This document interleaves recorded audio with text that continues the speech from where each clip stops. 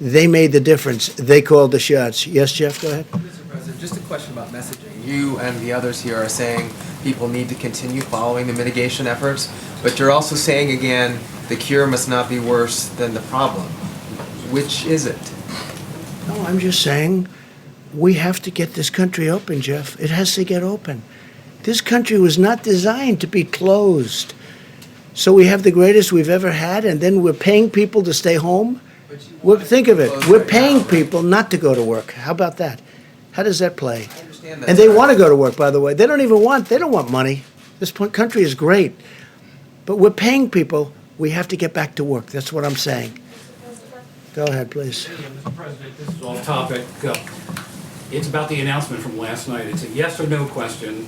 Not that we expect the answer to be yes or no.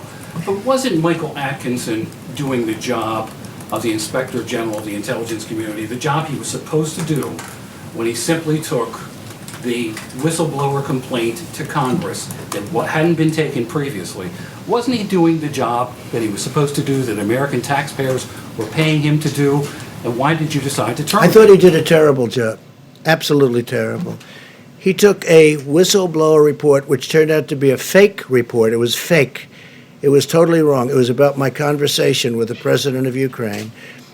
He took a fake report and he brought it to Congress with an emergency, okay? Not a big Trump fan, that I can tell you. Instead of saying, and we offered this to him, no, we will take the conversation where fortunately we had a transcript. If we didn't have a transcript with the kind of deception and dishonesty that were practiced by the Democrats, I might not be standing here right now, okay? Fortunately, we had a transcript, and it was a perfect transcript because even the lieutenant colonel admitted it was correct. Okay, wait a minute. You asked a question. So he took this whistleblower, and I keep saying, where's the whistleblower, right? And why was the whistleblower allowed to do this? Why was he allowed to be, you call it fraudulent or incorrect transcript? So we offered this IG. I don't know him. I don't think I ever met him. He never even came in to see me. How can you do that without seeing the person? He never came in to see me, never requested to see me. He took this terrible, inaccurate whistleblower report, right? And he brought it to Congress. We offered to have him see my exact conversation. It was all about the conversation, by the way. That was the whole thing. It was about the conversation, right? And then after he saw it, he must have said, wow, because as I've said it many times, and it drives you people crazy, it was a perfect conversation. So instead of going and saying, gee, this is a terrible thing he said about the president's conversation. Well, it was a fraud. I didn't say that. And by the way, you have the whistleblower. Where's the informer, right? And here's another question. Remember, before I gave the transcript, in other words, before I revealed the real conversation, where's the second whistleblower? Remember the second wait. There was going to be a second whistleblower. But after I gave the conversation, he just went away. He miraculously went away. Where's the informer? Because there was going to be this informer. Maybe Schiff was the informer. You ever think of that? He's a corrupt guy. He's a corrupt politician. So listen, I say this. Where's the informer? Remember, the informer was coming forward. But I gave. Because, see, I did one thing that surprised everybody. This gentleman right here said, boy, that was a shocker. I revealed the conversation. I got approval from Ukraine because I didn't want to do it without their approval. And they said, absolutely, you did nothing wrong. By the way, President of Ukraine, foreign minister, said he did nothing wrong.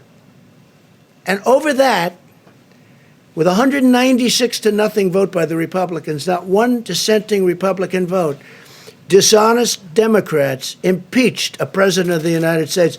That man is a disgrace to IGs. All right, let's go next, please. He's a total disgrace. Did you run by your decision to dismiss the Inspector General by Senator? Okay, we'll get off this because people want to talk about what we're talking about. But let me just tell you something. That's my decision. I have the absolute right. Even the fake news last night said he has the absolute right to do it. But ask him, why didn't you go and see the actual conversation? There was no rush. He said, we have to rush it. He even said it was politically biased. He actually said that. The report could have been, you know who the whistleblower is, and so do you, and so does everybody in this room, and so do I. Everybody knows. But they give this whistleblower a status that he doesn't deserve. He's a fake whistleblower. And frankly, somebody ought to sue his ass off. All right, it's enough of the whistleblower. Go ahead, please. The governor of New York today said that he is still desperate for ventilators and that he has accepted 1,000 of them from the Chinese government. Are you concerned that What he didn't states- say is, okay, let me tell you what he didn't say. Two very good friends of mine brought him those ventilators, right? Two very good friends of mine. They brought them. If you'd like their name, I'll give you their name. But should states and No, but cities have the to governor rely didn't on mention China that. and Russia It came to supply? through the Chinese, the country of China. But they were given by two friends of mine. But he didn't tell you that. Now, the governor also, you'll see when you read the letter, the governor also asked for 40,000. 40,000. He wanted 40,000 ventilators. Now, the governor, as you know, had a chance to get 16,000 a few years ago. He decided not to get that. The state of New York has asked for help. I've given him 4 hospitals, 4 medical centers. Then I gave him an additional hospital. Then I gave him military people to operate the hospital. They were not supposed to be COVID hospitals. The ship is not. Interesting thing happened with the ship. People aren't in accidents because there's nobody driving. There's nobody taking motorcycle rides down the West Side Highway at 100 miles an hour. People are away. So people aren't being injured. Now they're asking whether or not we could open up the ship for COVID. We have given the governor of New York more than anybody has ever been given in a long time. I'll just say, I was going to say in history, but in a long time. And I think he's happy. But I think that, because I watched what he said today, and it was fine. I wouldn't say gracious. It wasn't gracious. It was okay. I must tell you, Gavin Newsom has been gracious.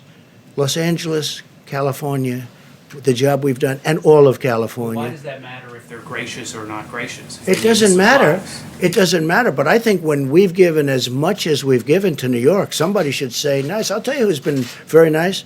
Mayor de Blasio has been very nice. He understands what we've given him. We brought him some more ventilators, too, yesterday. But nobody has been given like New York. And I know he appreciates it. He just can't quite get the words out, but that's So okay. when he says that he needs 40,000, Please, go ahead. If I may come back to Dr. Fauci's comments on... To which one? Dr. Fauci's Yeah. comments on mitigation.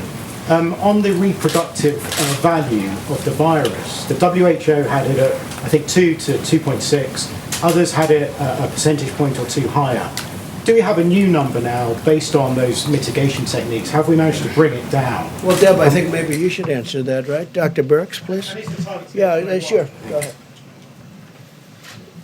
You know, it's an excellent question, and it's why all of the modelers, and I really want to thank them again, they're reevaluating all of their models in light of the level of the impact of the mitigation. Remember, none of us had really been through this before. So when we modeled school closures and distancing and staying at home and all of these pieces, that had never really come into the model before. They're working on that very diligently now. Of course, just to be clear, we won't know how valid the models are until we move all the way through the epidemic. What we're triangulating right now, and instead of working on R naught, we're looking at testing and triangulating testing, test positive cases, hospitalizations, ICUs, and of course, the recoveries, because that's also very important to us. I think it's very important that the American people know that there are equal number of states with less than 5% positives despite high levels of testing. So there are states that are mitigating and making this work. There are also the states that you know of, the 18 states that have the larger outbreaks, and we're watching them very carefully, triangulating for them all of the information to ensure that clients who come to the hospital are cared for. And then there's states in the middle that we're trying to figure out, are they changing or not? Each of those states and each of those epidemics within those states may have a different R value. And that is what we're trying to figure out, and it's very variable on each of these factors. But the bottom line is, and I think going into this weekend, it's really important for the American people to know this, Spain and Italy are moving through this. They are seeing their number of cases drop. They're seeing the number of people in hospitals drop. We are about on our models and on the actual data about 12 days behind them. At the same time, we see in the United States really good case studies of the impact at Washington State, of California, and then a series of smaller states where we're trying to learn from them how to do surveillance. And with these new HHS, Abbott ID Now kits, and I just want to thank Admiral Girard for getting them out, being able to look at testing in a more comprehensive way so we can be doing surveillance and mitigation simultaneously so we can answer that very question. It's going to be very difficult to answer at this moment across the United States because each metro cluster is on a different pathway as they move through the epidemic. And I think we just really ought to emphasize through, because we see Italy, we see Spain moving through. And we hope to be in that same position. At the same time, as the president said, he's concerned about every single person that is succumbing to this virus. We all are. And that's why we're making sure that in this triangulation, they're tracking minute by minute. When we say FEMA and HHS is tracking minute by minute the ventilator, hospital, and ICU bed need, that's exactly what's happening. And also being flexible and responsive. To have DOD take 1,000 healthcare providers out of their medical corps is a very big deal. I was in the medical corps for 29 years. We never did that. So this is saying we respect and understand the importance and value of the American lives and doing that. But the R values will be variable by state. Can I just follow up? A week ago, we were talking about a county by county. Before I do that, you had breaking news last night. You know that, you saw that, where I think the probable presidential candidate for the Democrats will be Joe Biden. And he agreed that I was correct when I stopped people from China very early, very, very early, from coming into our country. And Dr. Fauci said that was a very big moment because it would be a much different picture we have right now had we allowed thousands and thousands of people from a specific area, I don't have to go into it, from China, to come in highly infected. It would have been a very different thing. The other thing, so I appreciate the fact that he did, because I was called xenophobic, racist, I was called many things when I did that very early. And I got a lot of credit for it in the Federalist, because the Federalist covered the whole journey. And they said Trump was, I didn't speak to the author, respected author. They said Trump was right at every single move. And on top of that, he was going through a fake impeachment, a hoax. I was going through a hoax when I made the decision. And that does take a little time, and certainly a little thinking time. But I appreciated the fact that Joe Biden announced last night that he now agrees that I was correct. You saw the report come out that I was correct when I stopped people from China coming in at a very early date. President, can we talk about the Captain Crozier of the USS Roosevelt? Which one? What? Captain Crozier, who was removed, captain who was removed as the commander of the USS Roosevelt. I don't know if you saw the videos of sailors cheering for him as he left. Our reporting shows that some sailors have said that they are worried to re-enlist because they are not convinced that commanders are taking care of their health and taking care of them. Yeah. What do you say to them? Well, I don't And know how much does about it. how I does can only removing tell you this. captain- Here we have one of the greatest ships in the world, nuclear aircraft carrier, incredible ship with thousands and thousands of people. And you had about 120 that were infected. Now, I guess the captain stopped in Vietnam and people got off in Vietnam. Perhaps you don't do that in the middle of a pandemic or something that looked like it was going to be. You know, history would say you don't necessarily stop and let your sailors get off, number one. But more importantly, he wrote a letter. The letter was a 5-page letter from a captain. And the letter was all over the place. That's not appropriate. I don't think that's appropriate. And these are tough people. These are tough, strong people. I thought it looked terrible, to be honest with you. Now, they made their decision. I didn't make the decision. Secretary of Defense was involved, and a lot of people were involved. I thought it was terrible what he did. To write a letter? I mean, this isn't a class on literature. This is a captain of a massive ship that's nuclear powered. And he shouldn't be talking that way in a letter. He could call and ask and suggest. But he stopped in Vietnam. A lot of people got off the boat. They came back and they had infection. And I thought it was inappropriate for the captain of a ship to do. I don't want to comment as to whether or not, but I agree with their decision 100%. In the back, please. Joe Biden actually just attacked you in a tweet. I don't know if you have seen it. He just what? Attacked you. He just said. Well, he that didn't write Donald- anything. Look, he has people, he has professionals from the Democrats Mr. President, let writing. me just read what he said. He said Donald Trump is not responsible for the coronavirus, but he is responsible for failing to prepare our nation to respond to it. How do you respond Okay, to that, sir? He didn't write that. That was done by a Democrat operative. He doesn't write. He's probably not even watching right now. And if he is, he doesn't understand what he's watching. But just so you understand, it was very nice what they wrote out. I don't know, they released it at a strange time, sort of a strange time to release something like that. But he admitted I was right. And if you read the Federalist story, which most of you won't, because you don't want to, but you'd learn something, because if you go, it goes through a chart, times. I was early. Dr. Fauci, I don't think he's changed his mind, but he said it was a very important step when we stopped China from coming in from the specific area that was heavily infected. We'd have a whole different thing right now. So I don't really know what Joe Biden said. I don't really care. And again, I see every once in a while I'll say something, I'll make a speech, and then it'll be critiqued, and I'll get this beautiful, brilliant critique. Joe Biden didn't write that. Joe Biden didn't write that. He wished he did, but he didn't. Go ahead, please. Back.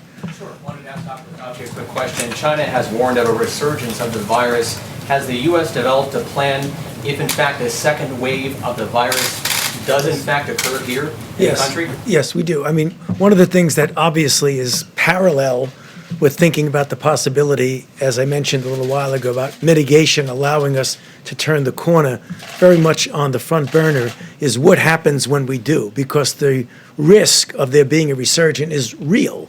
So what we need to do, and I believe I said this before, but it's worth repeating, that what we need to have in place, and we will have that in place, is that as you then pull back, you have to have the capability of, in a very pristine, precise way, do the kind of containment when you do see it. Because remember, when you get to mitigation, containment takes the back seat because you're just struggling to mitigate. But when you get it down, you need to make sure it doesn't resurge. So that will require the ability to test, to identify, to isolate, and to do contact tracing. That's what we have to have in place, and hopefully we will at the time that we then pull back. Dr. Question for Dr. Hodge from the FDA. You mentioned the plasma, sir. So these are this plasma that people that were infected that have now either recovered or they're doing well enough, and then they're transferring it to, is it family members? Can you walk us through that's working, and is it kind of like a case-by-case basis in certain hospitals? What are the results from that? I just was not familiar with that. So this is a situation where someone who's recovered from the virus, doesn't have the virus in their system at all, you can take plasma, and this is a pretty routine procedure. You can actually donate a couple times a week, a couple times a month, frankly, and give that plasma. That plasma contains the proteins in the blood that have the antibodies against the virus. You can take that, process it, and then give it to someone who's ill. And so that allows you to transfer that immunity. It doesn't have to be matched by family or anything like that. Since last Tuesday, the Tuesday before last, we've allowed academic centers and other laboratories and hospitals around the country to do this on a compassionate use basis. What we did was we pulled this together in what's called an expanded access program and run it through the Red Cross because they've got the greatest system and capacity for doing this. And this allows us to scale up so that when people get sick, we can actually have these donated plasma packs given to the patients who are sick. So do people need to be donating plasma now? So obviously some of us don't know if we've had it or recovered.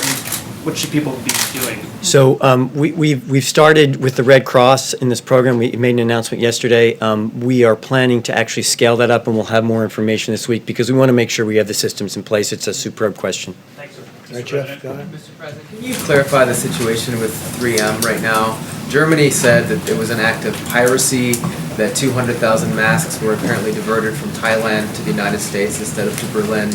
Is that a miscommunication? Did that actually happen? And should 3M be fulfilling contracts for We're very masks to other disappointed in 3M.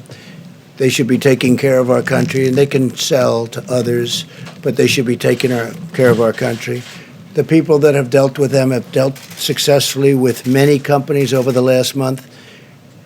They don't like the way 3M has treated our country.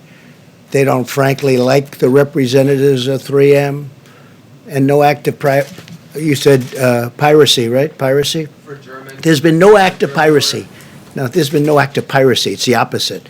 3M has not treated our country well, and if they do, great, and if they don't, they're going to have a hell of a price to pay, okay?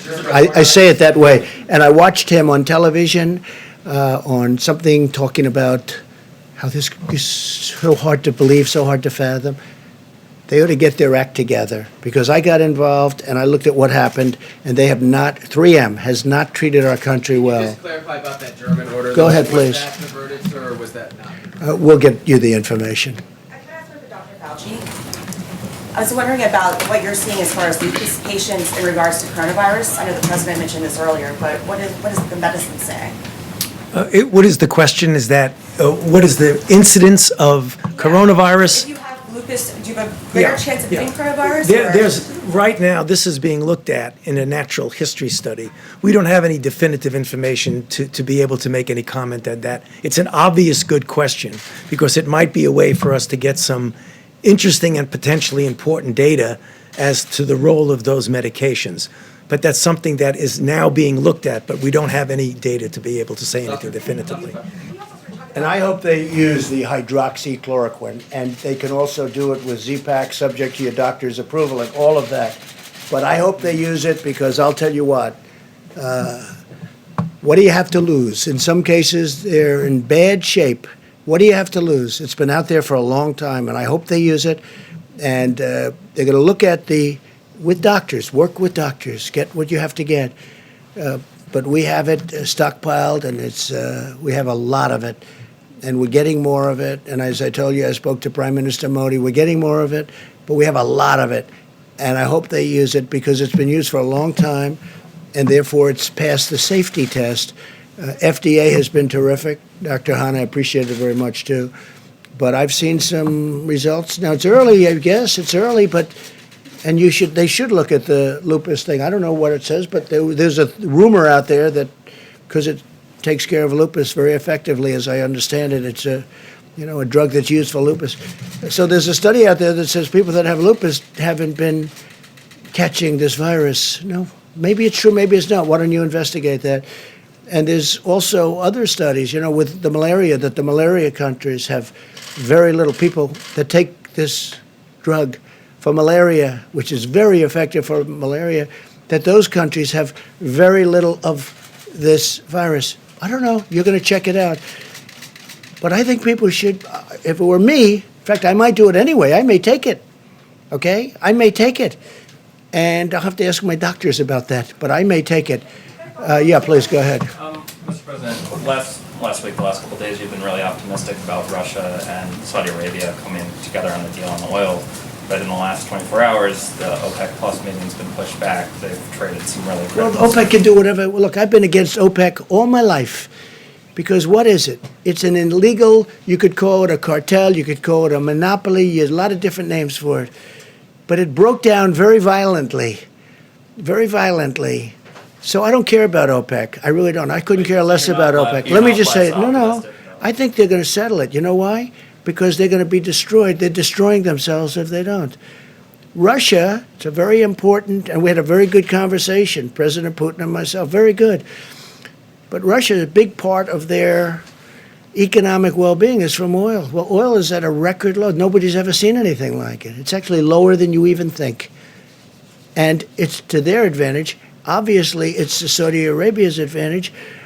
They told me they're discussing, Saudi Arabia went much further than that. He thinks that a deal is going to be made at 10 million barrels reduction, and maybe more than that. He actually indicated it would most likely be much more than that.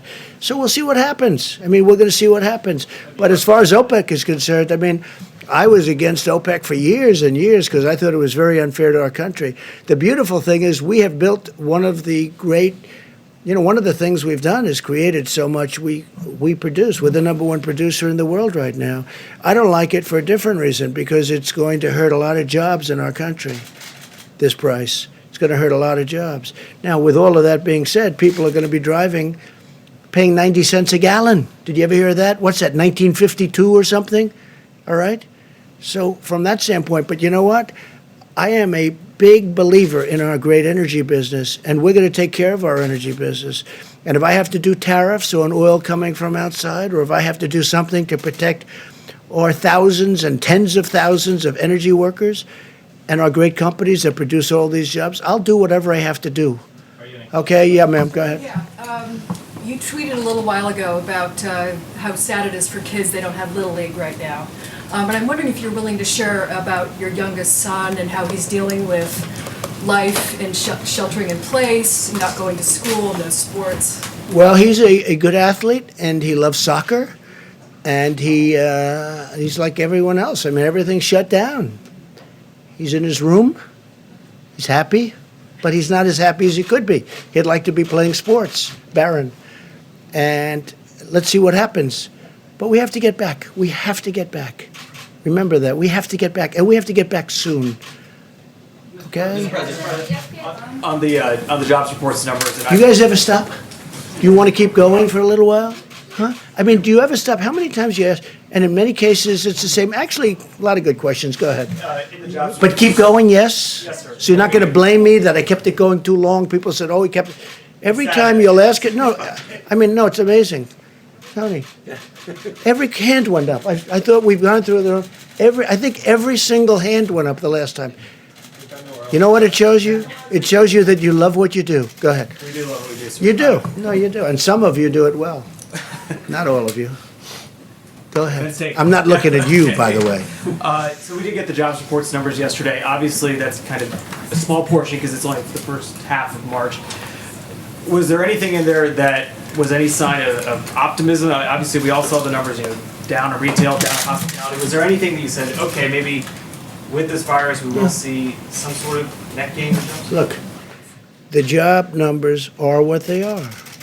We asked everybody to go home, don't work. So the numbers are going to be, astronomical. We understand that. I understood that. I know somebody said the numbers are meaningless, and then they took that to mean, jobs don't mean anything. And it was just another fake news story. It wasn't me that said it, by the way. It was a very smart person. But they meant it by saying it really is what, that's why I answer your question very carefully. The numbers are what they are. We know the numbers were going to be massive because we told everybody to go home and lock your door, essentially, right? Don't come to work. You can't come to work. Don't go outside. Don't breathe. Don't do anything. We got to open up our country. But I know that it's coming back. And in my opinion, it will come back very strong. There's a tremendous energy. There's a tremendous demand. And some good things have happened. I mean, I don't know. There's one habit that, as you know, most of you, a lot of you have covered me a long time before I did this. I was never a big believer in shaking hands. But I decided if you don't shake hands, you're not going to be winning a lot of contests. Right now, I'm not sure you have to shake hands anymore. A couple of people have told me, Deborah, you told me, that if we didn't shake hands, the incidence of flu's a big deal also. And that flu might be cut down in half. Who knew that shaking hands was such a bad thing? I felt it. I mean, I always felt it. And, I was never to a point where I can't shake somebody's hand. I knew people like that too, but there weren't too many of them. But when I ran for office, all of a sudden I'm shaking hundreds of hands. And if I don't, I wouldn't even be standing here. But I think that's a custom that maybe people don't have to. We have to get close together. We have to sit together at the stadiums. We have to sit next to each other and wrestle. All that stuff is going to happen. But I think the concept of shaking hands maybe is something that's going to be a little bit from the past. Let's see what happens. Maybe they'll go right back to shaking hands. My last question today, how about that? Good. Is there anything you want people to do to show their support, especially we have two doctors up there, to show their support for the medical community? Is there something that, we've seen people clapping when nurses leave? I've seen Well, we've people seen make- a lot of that. You might say something that I have seen such support. I saw this morning where everyone's they're clapping for fire department, they're clapping for police, but they are really these people are you know what they're like? They're like Tony. They're like warriors, Mike. They're like warriors. They were going into Elmhurst Hospital, which has been tragic, right near where I grew up in Queens. Going in, and the people in buildings are going. I mean, they're the rock stars. They're warriors. Nurses, doctors, first responders, what they're going through. And they don't even know what's going to happen. I mean, they go in, and by the way, even if they have great equipment, they're catching it. Great equipment. They have good equipment, they catch it. They catch it with good, with bad.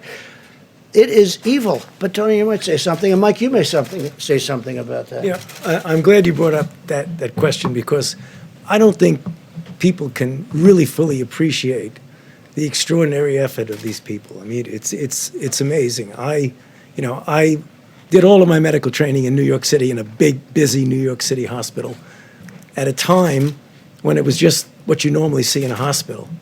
I came to NIH, and I spent about 5 to 8 years in the very early years of the AIDS epidemic, which was just the darkest years of my life, because almost every single one of my patients died.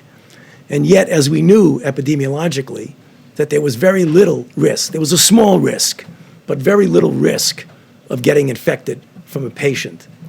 To see now what these brave warriors are doing in the hospitals, not only giving life-saving treatment to people, but every single day putting themselves at risk for themselves and their family, I just think that the American public owe a phenomenal debt of gratitude for these people. How do you want them to show that? And they should just salute them at every ways you can. You know, when we were at war, and at the height of the war in Afghanistan and Iraq, when you're at an airport and you'd see somebody with a uniform come by, everybody would do that. I think that's what we should do when we see healthcare workers, just applaud them. Pretty much what's happening. Mike, please.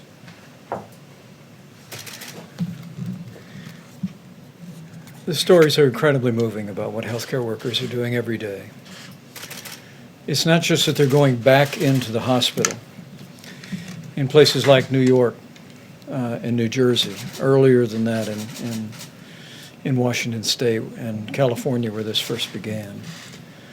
It's not just that they're providing care to people, but because of the nature of how contagious the coronavirus is, they're also supplementing for family.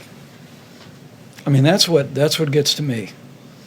When I hear the stories that, understandably, in nursing homes and in hospitals, they're restricting visitors, and they should, to prevent the spread of the virus, to be brought into the hospital or to be brought out.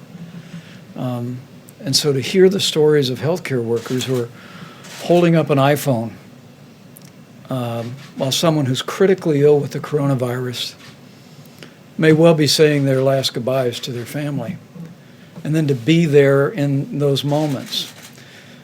I mean, our healthcare workers they're not just doctors and nurses today, they're supplementing for family, for people all across the country. And I just think, tomorrow's Palm Sunday.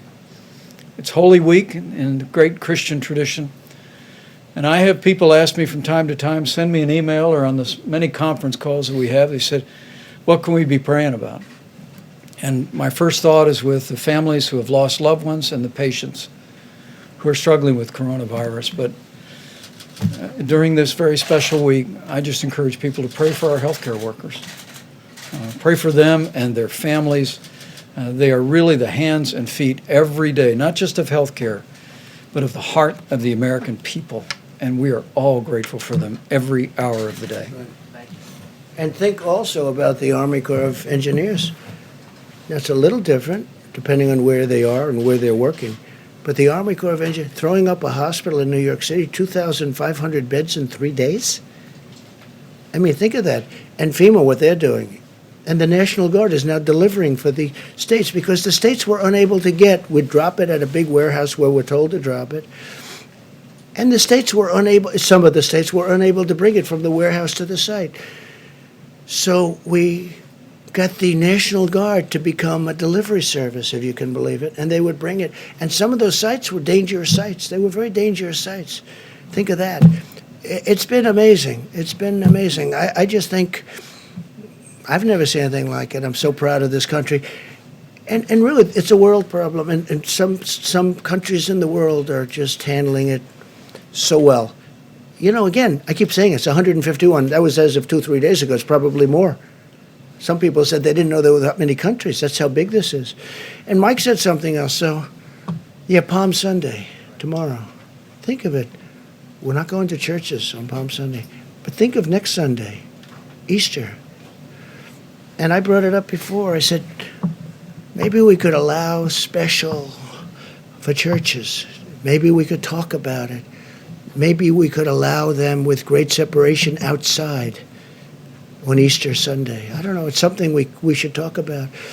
But somebody did say that, well, then you're sort of opening it up to that little, do we want to take a chance on doing that when we've been doing so well? But Easter Sunday, Palm Sunday, I'm going to be watching tomorrow, live from Riverside, California, great church. But I'm going to be watching on a computer, right? On a laptop.